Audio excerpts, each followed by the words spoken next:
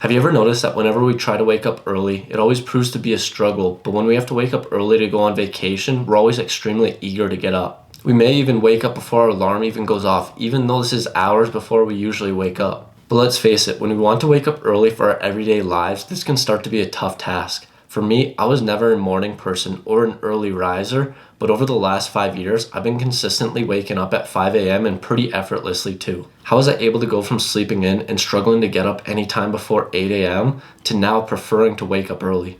What I've noticed when I wake up early is I'm able to have some of my most productive days I've ever had, and also I'm able to start the day ahead of the game. Do I think you'll be able to flip a switch and overnight be able to wake up easily at 5 a.m. or 6 a.m.? Not necessarily. I think this is going to take some time to get there and a lot of tired days in the process. I'm going to go over some of the tips and tricks that I personally use to help myself get up early every morning, and also some other tips that could be beneficial to implement on your morning and try out. So I'm going to be honest here first. I'm not exactly sure what happened, but I used to be the heaviest sleeper out there. I would sleep 10 plus hours, and my mom would vacuum inside my room while I was sleeping. I would be knocked out cold and I would not wake up. Now, the slightest noise will wake me up, and also if there's any light, my eyes will just wake up, and I wear a face mask right now and that kind of helps, but if any light seeps through, I'm going to be up in an instant. This obviously helps me wake up early every morning, that my body just automatically wants to wake up, but there's a lot more that goes into it waking up consistently every single morning. This didn't happen overnight for me, and it probably won't happen for you. It's been years building up over time, and now waking up early is easy for me. Before you get started and all your excitement and motivation to start waking up early tomorrow,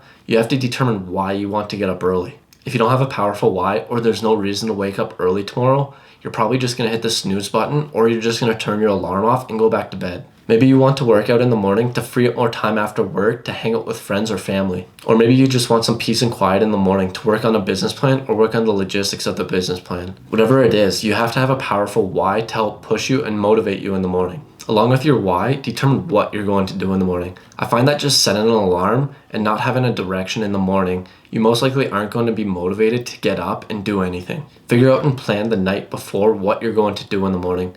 Whether that's a to-do list or blocks of time in the morning on what you're going to do, just have a plan for the morning. I've gone over my routine in the past, and you can check that out too if you're interested, but when I wake up, for an example, I like to stretch, read, work out, and that's just an example of knowing what you're going to do in the morning. Your morning will most likely look different from mine, but that's just an example to help figure out what you can do in the morning. So knowing your why and what you're going to do in the morning is what's really going to help push you to wake up and get out of bed. When setting your alarm, only set one alarm and don't give yourself the option for snoozing. This is going to be tough at first, but snoozing your alarm is actually bad and makes you more tired when you wake up the second time. The book, The 5-Second Rule by Mel Robbins, is also a really good read and can help get you out of bed easier. She also goes into detail on why it's bad to hit the snooze button and the science behind it. The basic premise behind this book is basically count down from 5 to 1, and once you hit 1, do whatever you're about to do. In this case, it would be jump out of bed. You can try counting down to see if that helps you out. I know for me, I've personally done this sometimes when I'm struggling to get out, and I'll just count down from 5 to 1 real quick, and once I hit 1, I jump out of bed. But I'll also leave a link in the description for the book if you want to check it out and learn from her. Now, when your alarm goes off, you need to get out of bed as quickly as possible. The longer you wait in bed, the less likely you're going to get up and out of bed. One thing that people often say is setting your phone on the other side of the room so when the alarm goes off, it forces you to get out of bed and turn the alarm off. You also don't really want to be checking your phone while laying in bed.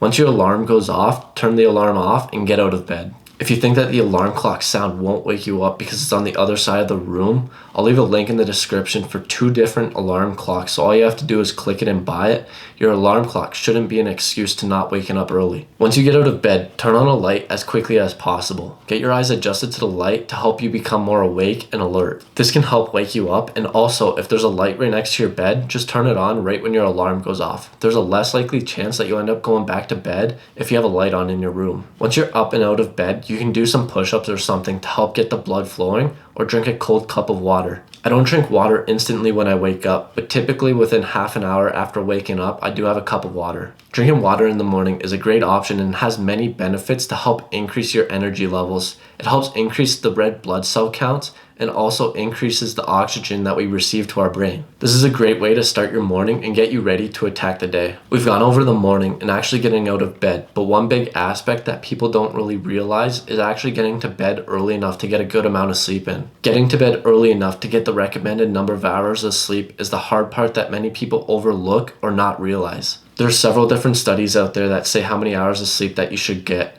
I would say that you only need around 7 to 8 hours of sleep, but I know some people that can function on 6 hours of sleep.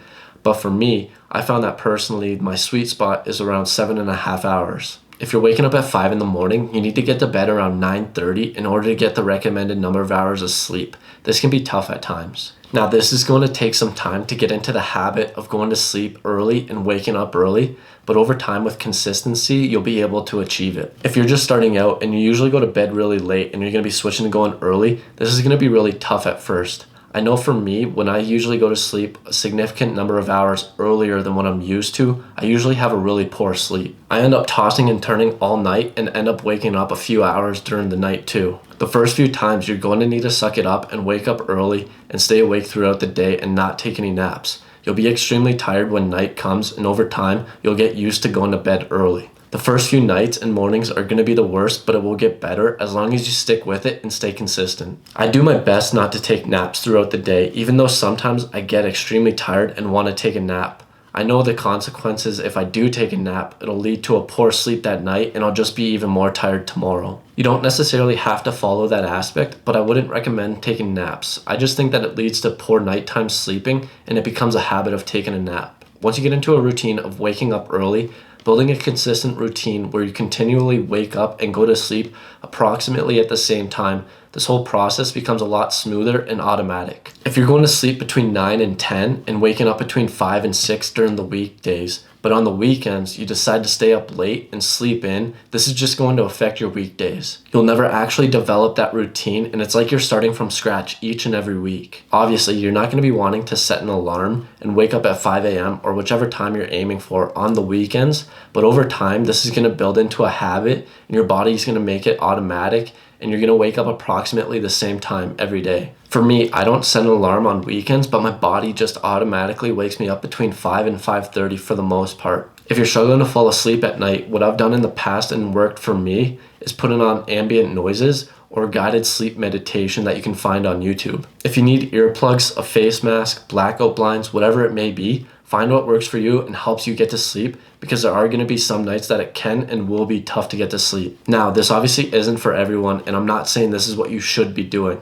I personally prefer doing this as I find I'm able to do a lot more, not just in my mornings, but in my days. Lastly, a big factor to committing to this and sticking with it is having the right mindset. You don't want to go in with the wrong mindset saying you're not going to be able to do this and that you're not a morning person. It's like the saying goes, whether you think you can or you think you can't, you're right.